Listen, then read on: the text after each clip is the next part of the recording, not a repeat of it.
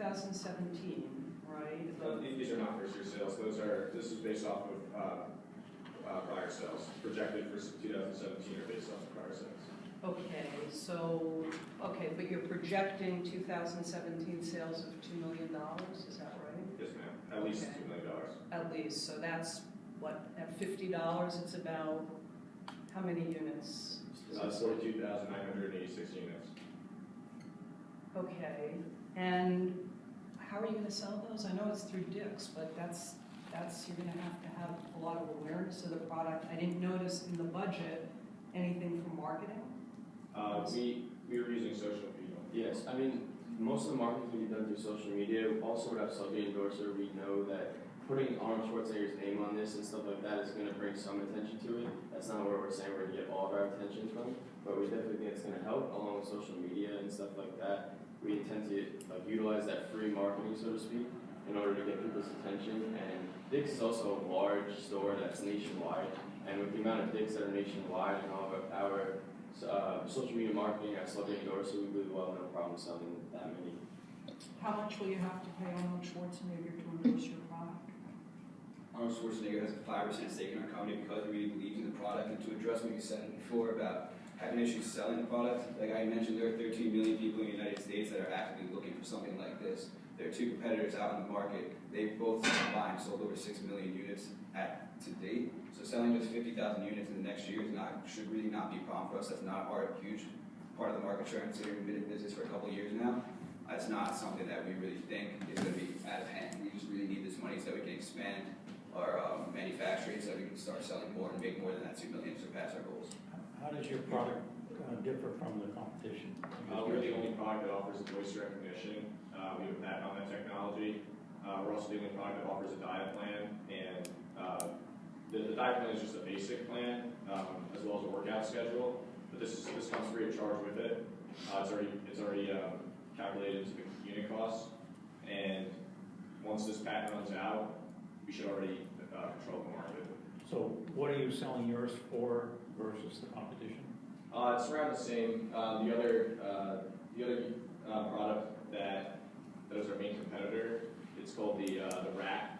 It's actually much more expensive, costs about $120 per unit, but it doesn't come with voice recognition. It does not come with the diet plan, and it's not collapsible either. That was one of our big selling points because, as you know, when busy season comes around, it's probably hard to get to work out in. And it's something you can bring with you to work, maybe just throw it in a backpack and keep it under your desk. So it's the convenience that we're selling as well. And why is theirs twice as much as yours?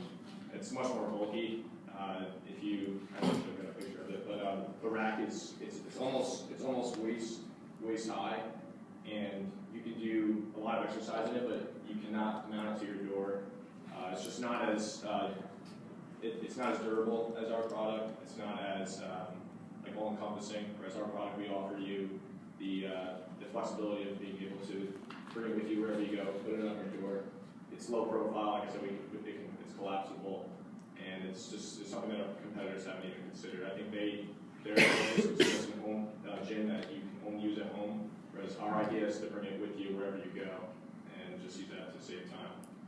Can you help me understand how you came up with your cost? Because typically, if you have something that's collapsible and things like that, it comes to add cost in building the product.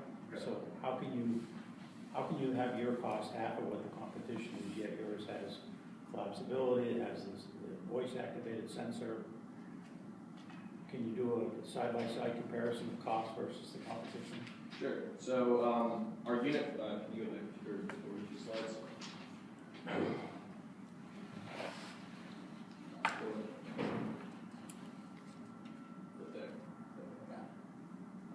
So I'm not going to get into the nitty-gritty of it, but our main bar assembly, these are the steel components that are actually used to create the bar. There's 4 separate pieces that are used, and that comes out to approximately $15 per unit. Then we have our adjustable resistance band. This is $4, but these are variable costs. And like I was saying, once we use this new technology, this will reduce it. These are off of prior sales that we've had and off of our own production facilities. And then we have a voice-activated sensor. This is the most expensive piece this is one of the most expensive pieces that is added, but with,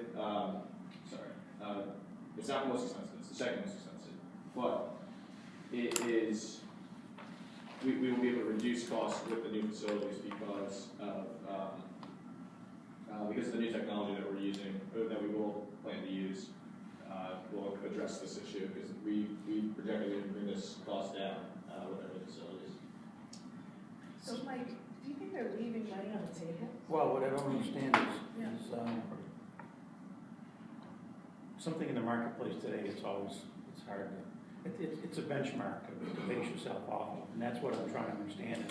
If you have the competitions out there, it's a bulkier product, doesn't have the flexibility, doesn't have the voice-activated sensor, which is roughly a third of your cost. And if you take that out, if you take that voice-activated sensor out, because the competition doesn't have that, correct? Yeah, so that's correct. So you take that out, now your costs are down to basically $20 a unit, and your competition is selling it at 100, and assuming that they get a, whatever 35 margin, whatever, their cost is somewhere in the probably $65, $70 range. I'm trying to understand, theirs is at 70, how can your cost be at 20? Theirs, so that's because I was saying their product is much more bulky. It requires a lot more pieces. Ours is much smaller, but because you can mount it on the door, you do not need it to be as high as our competition's is. Because if you want to switch up workouts, I'm not sure if you're familiar with what a dip is, but if you need to do upper body exercises that require you to be off the ground, their product is not capable of being mounted like ours is. So I think that's why their unit cost is more. I'm not sure if that's what you're asking. It's basically because they use a lot more pieces to create their product. So maybe even a different way of looking at it is, it sounds like what you're saying is you have a product that's far superior to the rack. Is that correct? The portability, okay. And they're selling the rack for $125, correct? It's roughly 120. 120. So the question for me would be, if your product is so much better, why are you selling it for 50? I mean, it seems to me like given all the benefits, you could be getting more, and the margins could be higher. Maybe So I agree with what Mike's saying. I mean, based upon the current price, I would say you really need the voice activated, etc.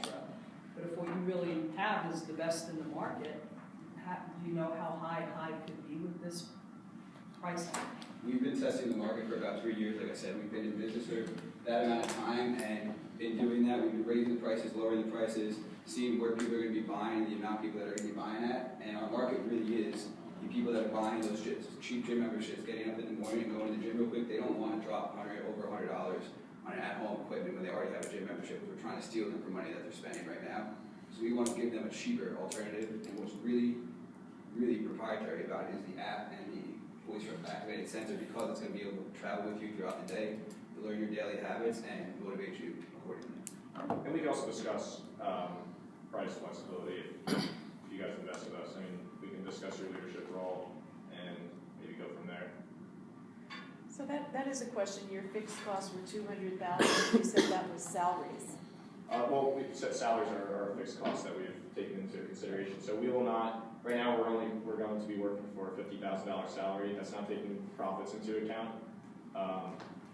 We will discuss whether we're going to reinvest those profits into retained earnings and continue to improve our facilities, or divvy those out accordingly. All right. So if you're full-time committed, you're not going to PwC. You're going to come to this. I already gave PwC. You gave them your leave of notice? absence, yeah. Okay. And so we have you. Each one of you are committed full-time, This is my company now. and you're leaving the other companies behind. They're done with their sold. That was Okay. my question. That Sorry. was my question. But my other question is, the biggest part of this, it seems like Arnold could be the main selling point, and he only owns a 5% stake in this company. He's not the selling point. It's the patent. It's the technology that we He have. seems to be the most valuable part of this company to me. Our product itself is what's most valuable. He's just an asset that comes along with it, and it's something we offered him as a 5% share, and he is willing to do it. So I mean, He has no leadership role either, so he's just literally collecting passive income through our profitability. I can understand why you would think it seems like Arnold Schwarzenegger is the real center of attention here. What it really is a voice-activated sensor. There are plenty of people, all products all around the world that use people's voices, like Siri, for instance. A lot of times you don't even know what your voice is going to be for. So all we did was give him 5% just to be able to use his voice. That's what's proprietary about it. You really got more than you deserve to begin with. Now, are you gonna be advertising? Are you gonna be advertising it with Arnold?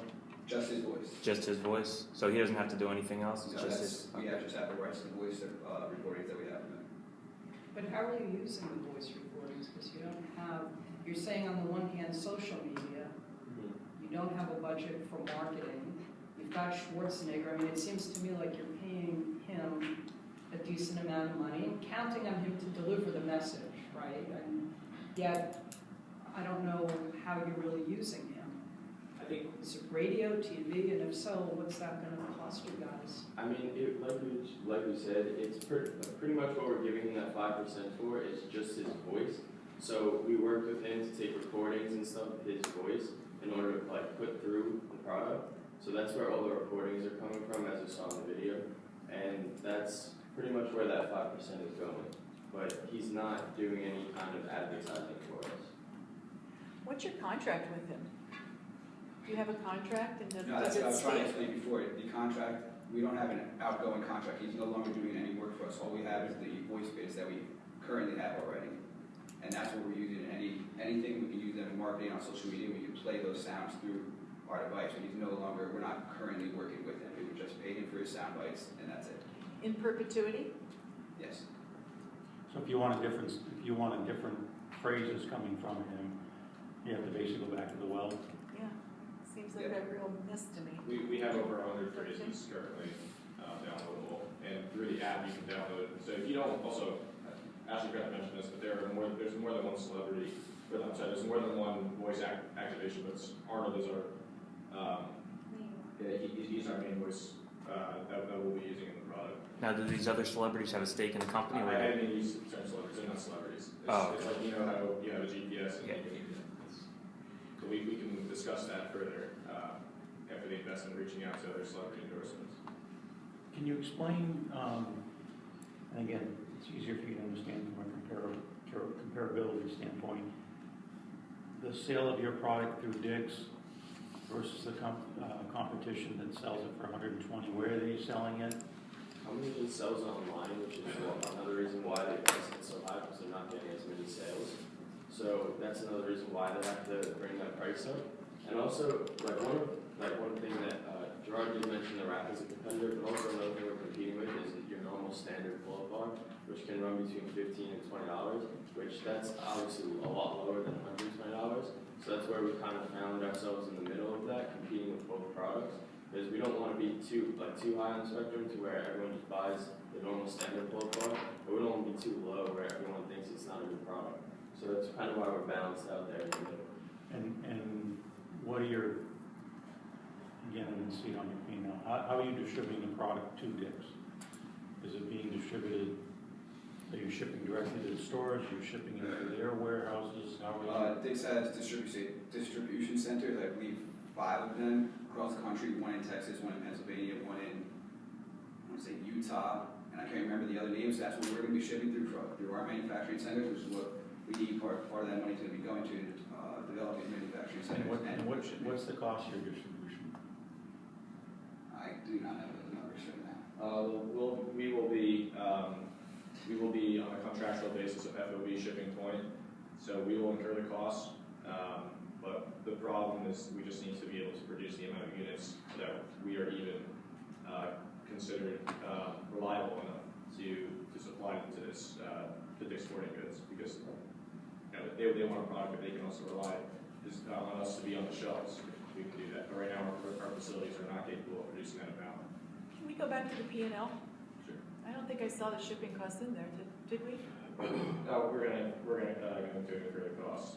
But it needs to be accounted for somewhere. Yeah. So that's about 8 to 10 points generally.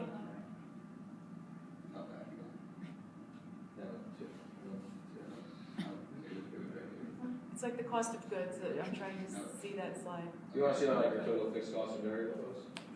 Yeah, I'd like to see the How much do We you have in there? allocated $20,000 for shipping and packaging. What is that as a percent of sales? Sales are, That's roughly 10, that's roughly 1%. yeah, it's gonna be a lot more than that. If you're shipping to Dick's distribution, and then you also have to have your promotion cost for Dick's. These are just projected off prior sales. Yeah, so I think that's probably another 10, I would say at least 10 points off of what they're showing. Do you agree? Yeah, and I guess the other thing too is that, can you walk me through the buildup? I mean, what are you selling it to Dick's for, and what are they gonna retail it at? We just want them to be a retailer. Our suggested retailer is our suggested retail price is also $50, which is why we're up their recent drop in their stock price, because they only offer a 25% profit margin on most of their products. So we have the ability to enter the market at already a 35% profit margin. Which So if I understand you correctly, you're saying Dick's is gonna sell it for $50? that's our suggested retail. But we also offer the price flexibilities because of our competitors being so high. They have the ability to decrease their. Let's just build upon that. So if they're selling it for $50 and they want a 25% margin, so that basically takes about $12 off of it, right? Give or take. Approximately. So they're for them to sell it at 50, they're going to be buying it at $38 to $40 a unit. We're offering a 35% margin, so we're gonna be selling it to them at $32.50. Say that again. We're gonna be selling it to Dick's at $32.50. That's our wholesale price. But isn't that your cost? That's our unit cost, but we have shipping costs factored into that. No, I don't understand. Is if you're selling it, if it costs you $32 to produce, and you're selling it to Dick's for $32, so that they can sell it for $50, where's your margin? The profit margin, you mean between unit costs and our selling price? Yeah. That is our margin. So our margin of safety is $17.50 per unit. No, let's back up. You're selling it to Dick's for $32, correct? Yes, but that factors in our fixed costs that go into the unit as well. We have fixed costs and variable costs factored into the unit Well, let's price. just back up for a second. You're selling it to Dick's for $32. They're gonna turn around and retail it for $50. Correct. Is that correct? So if you're selling it to Dick's for $32, in that cost to Dick's of $32, you've got to deliver it and you've got to produce the product. And your cost, aren't your costs alone $32? Perhaps we can sit and discuss the breakdown of unit price more in detail in a future date, but I do not have the information available to me at this time. I can consult I can show you some of our books and a close Well, just broadly, because that's a pretty big question if you want an investment, because based upon that, you're not making any money. You're probably losing, in fact. It's factored in. I've already factored the cost in. I just did not break it down as extensively as I guess you guys would prefer to see, which is okay. We can discuss this at a later date if you'd like to. Also, like we said, the unit cost is going to drop once we have the better technology. Right now, where kind of we don't have as well technology as we'd like to, so that's why we're paying more to produce the product. But like you had said, like you mentioned before, that price is going to drop, so that would be more room for. Do you own the production, or is this your facility where you're producing it? Are you investing in your own infrastructure? We do not own, right now we currently rent, but we are seeking to own our own facilities and control production. But is somebody manufacturing this? In other words, are you contracting the manufacturing out, or this is your own facility and your own people? We're contracting it out. You're contracting it Yes. out. Okay.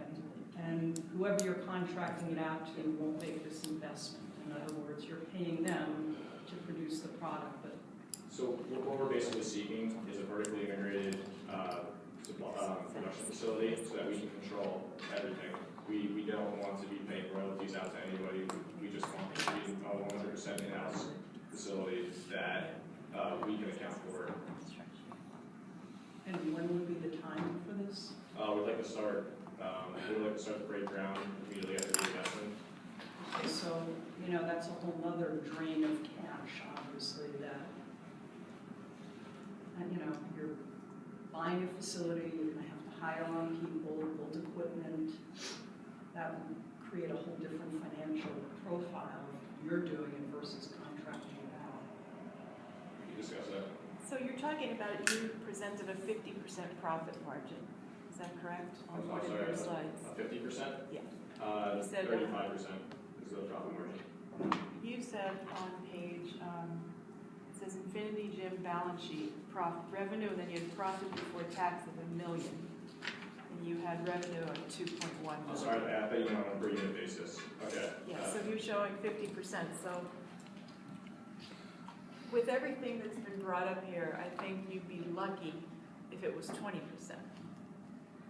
How do you get that number? Well, I'm just listening to, Can you just go back to that sheet she's talking about, the balance sheet? And you got the revenue of 2.1 million. Yes.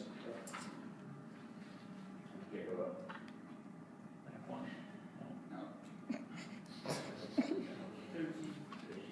yeah, they're not numbers. Next one. Yeah, There you that go, one there. that one, So that 2.1 yeah. revenue, how many units is that? That's 42,986 units. Say again? 42,986 units. So call it 42,000, or call it 43. You want to calculate? No, I got one here. Go ahead, next question, I'm just gonna check something.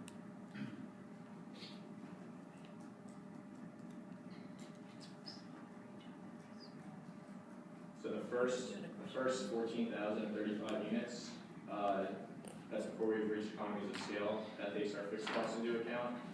The profit margin on those is $17.50. After that, it is, you'll see, we have cost to break even, and we have cost after break even. This puts our unit cost at $20 per unit, because they're only taking variable costs into account. So you see, after 14,035, cost per unit is $20. That gives us a $30 profit margin. The investor's share, it says 273,000.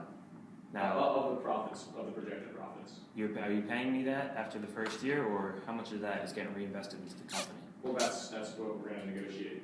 These are the $273,000 is your share of our projected profitability, and then adjusted for inflation. Your actual profit that you see on this, your rate of return, is $119,000 that you get from that. I mean, that covers your initial investment, and that's how far you are in the green. So if you want to reinvest it in the company, retain earnings, if you would like to just take it, go to the beach and go to Florida, that's fine. What's the cost to break even, can you help me understand how you calculated that? So, 456? So our break even, that covers all of our fixed costs for production of, so our rent costs, our utilities, we have insurance for risk liability, that covers those costs. After that, remember how I said I factored in our fixed costs into our unit costs? Well, once we've broken even, now you're only taking variable cost per unit into account. I understand that, but can you calculate for me the 456 number, what that represents? Sure, that is 42,986 Yeah. minus 14,035, and that's times 20. And I have one more question about the calculation of the revenues. So you took your number of units, right, that you were selling, which is about 42,000, Okay, and what did you multiply it by? that's times 50, selling price times. Okay, so let's take, Sold. so that's not your profit. I mean, in other words, you're selling it for 32, so your revenue should be the number of units times whatever you're selling it to the customer for, correct? Yes, these are, this is if we, these are what our current production facilities of how we do not have a stake in big sporting goods yet. This is who we want to bring it to.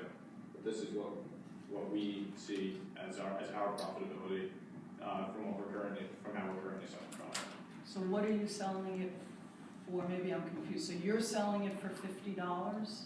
This is what you're, As of like, right where's now, the $50 coming from? Where are you selling it for $50? as of right now, we are handling all distribution. So right now, these are our numbers of what we're making. But we would like to. But if you go into Dick's, so just to be clear, just because I know I'm getting a little confused, your revenue is not what the retail price is, right? Your Correct. revenue is the wholesale price. Yes. So we're, So Which would be, 32. So you are not, 32 or 67,000 units of 32, which is a lot. the only reason why we used Dick's Sporting Goods was just to show that we are ahead of the market in terms of our profitability per unit, and we would like to bring this to them. I'm not factoring that into Dick's Sporting Goods at all. We have nothing, we have no contract with Dick's. With you guys, as partners in our company, we might not even, if we don't see it as a profitable venture, then we can just continue. Well, to let's push it as is. let's assume that your numbers are right, that you can sell it for 50, that it costs you $32 to produce it. You have 43,000 units there.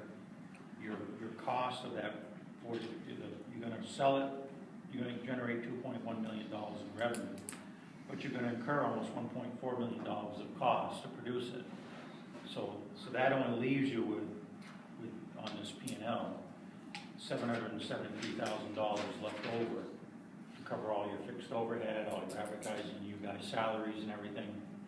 So I'm a little confused what this schedule really means, and you're showing a profit before tax of $1.1 million, when if you just look at the fixed costs of the units themselves at a $50 sell price, you're only going to have gross profits of $773, and then you have to take all your fixed overhead costs, distribution costs, your salaries, and all those other things, which is going to, continue to erode that 773 number down to, if your salaries are 50,000 apiece, it's 200,000. Now you're down to 500,000. That's what I Still said, going to cover 500, that's what I think distribution. it is. No, the cost to break even, that all of our fixed costs are already covered. That's our salaries. No, forget that. Okay. Help me understand. You're making, if everything else works out, you're making $18 a unit, right? 18. Yes. Afterwards, after we've broken even, it'll be $20 per unit to produce. I'm sorry. You said your costs were $32. Costs were $32.50. Yeah. Before breaking even. No, I understand that. Okay. So if your cost is $32, because you're making it somewhere else, right? Someone's making it for you. That's correct. Okay. So you're paying them $32 to make it. You're selling it for $50, right? Yes. So you're making $18 a unit. Okay? Times 43,000 units is $774,000. Okay. Okay, so, you can talk about cost to break even, all the other stuff. Just look at it from the standpoint of a simple P&L. Your revenue is $2.1 million. After your cost of the product, you're down to $774,000. From that $774,000, you said you're going to take salaries of $50,000 a piece out of it. There's $200,000. So now your 774 is down to 574, and you still got some of your fixed overhead costs, whatever those are. That's before taxes and all this other stuff. So at the end of the day, I don't see this thing being, in a best case scenario, even if all your assumptions hold up, of somewhere around $250,000 at best. I don't see how you're getting those numbers. The selling price that we like, this is often how we are distributing the product currently. I understand, but just keep it simple. You sell it for $50, costs you $32 to make. You're making $18 a unit, right? Yes. That's what you're making. Times 43,000. What are you left with? When you calculate $18 a unit times 43,000, what do you get for a number? I don't have a number off the top of my head. You want? I'm showing you how we've got our numbers. I don't care about that schedule. Okay. I'm telling you from a basic P&L schedule. If you're making $18 a unit and you sell 43,000 units, you're going to have a gross profit. It's around 774,000. Okay. From that gross profit, you have to back out your salaries, distribution costs, taxes, all those other things. I don't know what this schedule represents, but I can't come anywhere close to profit before tax of $1 million. Would you like me to explain each number? No, I'd like you to explain, if you're selling it for 50 and it costs you 32 to make, and you're selling 43,000, how you're ending up with anything greater even if it didn't cost you anything to distribute it, didn't cost you anything for your salaries, the most you could make is $774,000. I'm explaining that our salaries are already factored He's saying it's into, in the cost. Are Yeah, you saying so- your It's in the salaries are in the $32? cost, is in the Yeah. 32? so the $32.50 represents fixed costs per unit as well as variable